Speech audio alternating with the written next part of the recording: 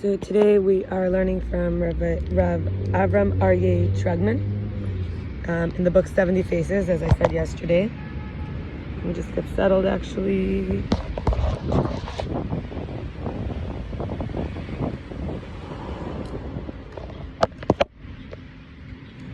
And it's a big book, and he has a lot of sources in there.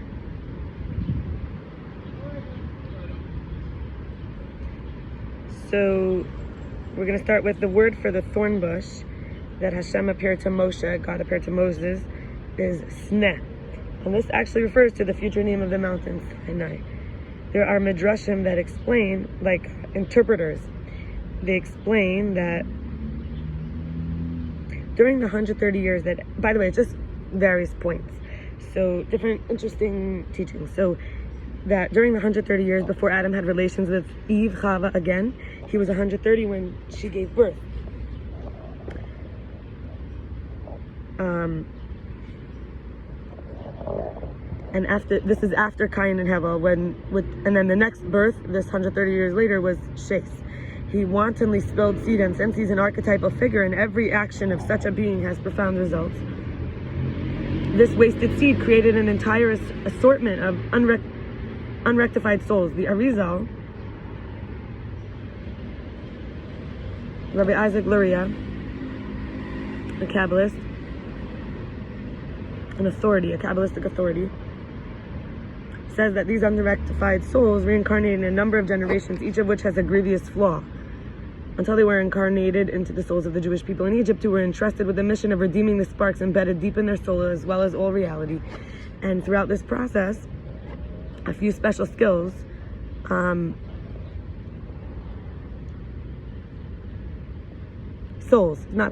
few special souls, like those of the matriarchs, Adam, Avram, Chava, Yitzchak and Rivka, Yaakov, also called Yisrael, and Jacob, and Jacob is Leah and Rachel, and their children, the tribes, Reuben, Shimon, Levi, Yehuda, Issachar, Zvulun, Naphtali, Gad, Asher, Yosef and Binyamin, Yosef divided into Ephraim and Menashe, and orphan Dinah is added. There's also interpretation, they all had twins. Anyway, so, like they all had twins, like on top.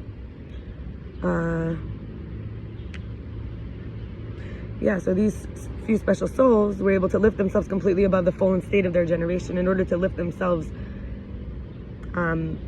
in order to begin the long and arduous task of rectifying Adam and Chava's mistakes and their disastrous effects on the generations of the flood, the Tower of Babel, Sodom, and the Zohar from the chevra meaning community, like the holy circle.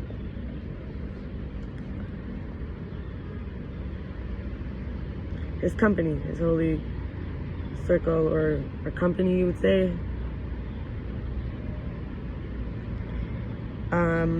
He called it chevra kadisha, holy company, holy circle. So the Zohar says Abraham and the rest of the patriarchs and the matriarchs, fathers and mothers, were and the avos and mahos in Hebrew, were the first to begin a fundamental rectification of Adam and Chava. At the covenant of the pieces, God revealed to Abraham the future of the Jewish people. The source for that is bereishis, Genesis 15. Chapter 13 to 16. Know with certainty that your seed will be strangers in a land not their own. They'll serve them and they'll oppress them for 400 years, and the fourth generation shall return here. The Arizal says Avram is an incarnation of Adam and is told his emitted seed will go down to Egypt, and rectification will begin to occur for the previous 4 generations, which the souls of the emitted seed were incarnated. This is also why Avram prayed to save Sodom, even despite his knowledge of how wicked they were, because he knew that the holy sparks that were entrapped needed to be uplifted and purified. And since they were all incarnations of the seed of Adam, who was now reincarnated within himself,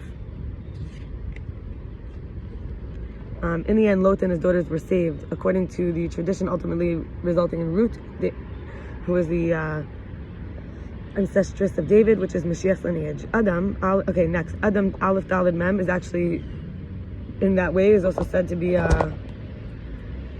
Aleph is Abraham, Dalet is David, and Mem is Mashiach. So Adam was actually the lineage. In Bamidbar, which is Numbers 4:11,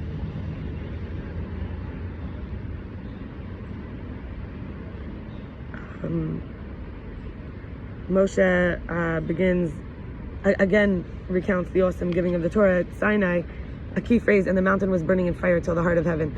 The heart of heaven, the Haftorah for Tisha B'Av, which is Yeshayahu, Isaiah 40, chapter 41 to 2, it says, so this is the Haftorah, the additional portion that's added to the Torah for Shabbos after Tisha B'Av. It's like one of the prophets, right? The accompaniment.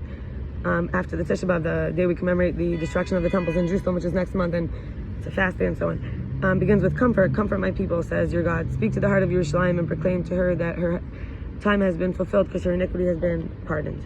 According to Jewish tradition, earthly Yerushalayim is different from every other city. Its very nature reflects a higher, more ethereal, divine reality. Just as Yerushalayim is the Jewish people's and the land of Israel's heart, heavenly Yerushalayim is earthly Yerushalayim's heart.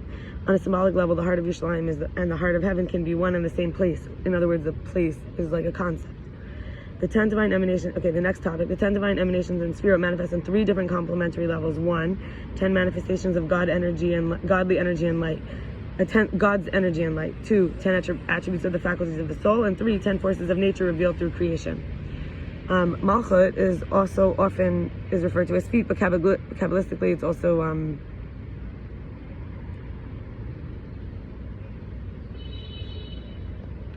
the mouth. I wrote.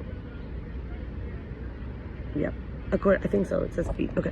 According to general Hasidic teachings and Rav Yitzchak Ginsburg in particular, and I will say that most of these sources, actually, Rabbi Avraham Aryeh Trugman says that he got most of his, Rav Ginsburg is actually his mentor.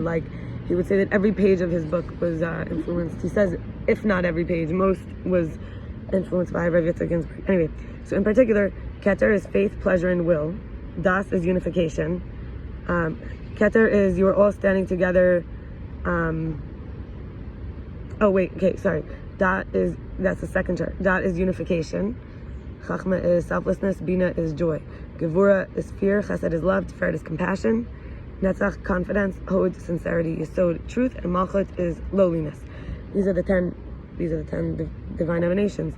They have body parts. The crown, the right side of the head, the left side of the head, the torso, and then before the torso, the middle of the head, kind of the torso, the right arm, the left arm, the pelvis, the right leg, left leg, and the feet or the mouth, both. In devarim, Deuteronomy 29, verses 9 and 10, and this is parsha nitzavim. Portion of the Torah has a name. Rabbi Yitzchak Ginsburg says it corresponds to the 10th Sphira with an ordained description of the people of Israel. So this is the lines. He's going to divide it. Keter, you are all standing this day before Hashem, your God. Chachma, the leaders, Bina, of your tribes. Chesed, your elders. Gevur, your officers. Tiferet, every man of Israel. Netzach, your young children. Hod, your woman. Yesod, the convert who is in your camp. Malchut, both your woodcutters and your water drawers. And then in tikkunei Zohar, there's another set of correspondences in the introduction emphasizing the people's spiritual, intellectual, prophetic leadership qualities. Kol adas b'nei Yisrael. Keter is the heads of Israel's thousands. Chachma are the wise. Bina the understanding ones. Chesed is the pious. Gevura is the mighty. Tiferet is masters of Torah. Netzach is prophets. Hod is seers. Yesod is righteous. And Malchut is kings. Rav Ginsburg had a vision for the Torah Academy where all wisdom and knowledge can be synthesized and unified. He says that there are 13 dimensions actually. Total, there are some hidden ones of the 10. Crown is Keter, which actually has A, faith, B, Torah, and C, art. Wisdom is Chachma, which is mathematics. Bina, understanding, is natural sciences. Keter was the crown, I forgot to say. Okay. Knowledge is Das, which is psychology. Loving kindness is Chesed, which is the social sciences. Might is Gevura, which is the law. Beauty is Tiferet, which is medicine. Victory, which is Netzach, is education. Acknowledgement is Hod, which is economics. Foundation is Yesod, which is communication sciences. Kingdom is Malchut, which is political science. Rabbi Yitzchak Ginsburg matches the 6 constant mitzvahs that we have, that the Rambam, Maimonides,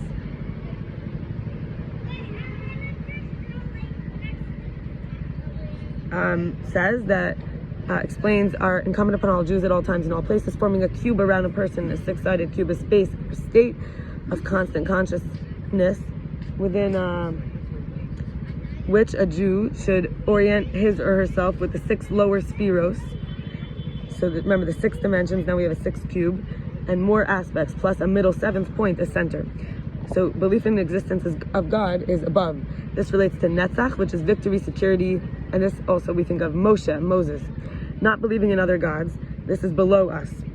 This is glory, hod, acknowledgement, and this is related to Aaron. Belief that God is one, that's the front, which is the east, Tiferet, beauty, compassion, related to Yaakov. Love of God, which is the right, which is south, which is chesed.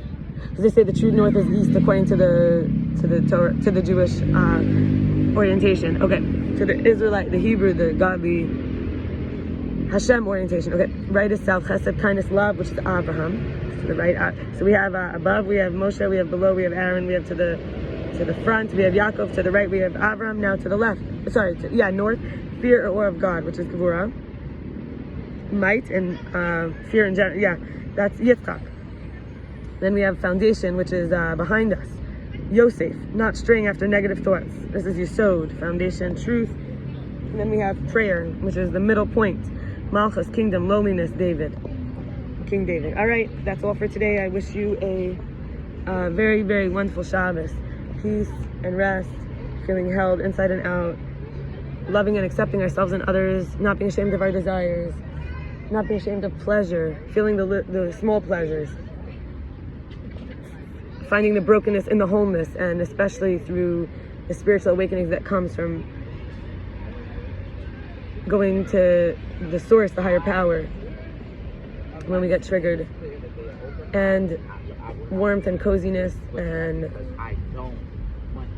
fun and interestingness and good company, clarity, leading with a healthy balance and alignment of head and heart and soul, and feeling family, feeling unity, feeling loved and accepted, pre-care, pro-care, pre-active, proactive with our goals, and not taking things personally, filling the cup so we're not dependent, frustrated, irritated when we don't get our way, learning how to trust more and let go of stubbornness and stuckness, doing our work so that we feel worthy and respect ourselves and have the confidence to receive our blessings and see the blessings, to not waste time and to not waste credit, and to not waste, when I say credit I mean like presence and investment, and to not waste effort, to be of service,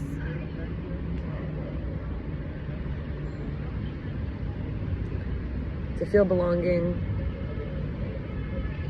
to achieve the maturity of forgiveness, compassion, and wisdom without suffering, to not wish bad on anyone, to not wish suffering, to just keep rising up in the holiness and the wholeness. I'm reading something now, I see right here. Truly, there is no more beautiful sight than to see the earth from space beyond. In other words, to see our beautiful self. I want to say to see ourselves from beyond ourselves with such love and such glory, and not to other ourselves into other people, but actually to love ourselves in others and to be loved, to allow others to love themselves in us.